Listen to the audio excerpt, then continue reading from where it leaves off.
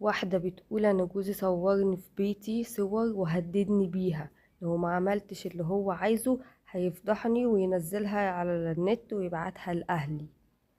بتقول ايه؟ انا والدي كان موظف في الازهر وتوفى، فقال لي تعالي نتطلق ونتجوز عرفي علشان ناخد المعاش بتاع والدها، عشان ياخد المعاش بتاع والدها. فقالت له لا انا لا يمكن اعمل كده. خلاها قاعدة وصورها صور بالموبايل وهي في بيتها طبعا براحتها، وقال لها لو ما عملتيش اللي انا عايزه هبعت الصور دي لاهلك وهفضحك في كل حتة وهقول ان انا مسكتك مع واحد، وهوريهم الصور دي.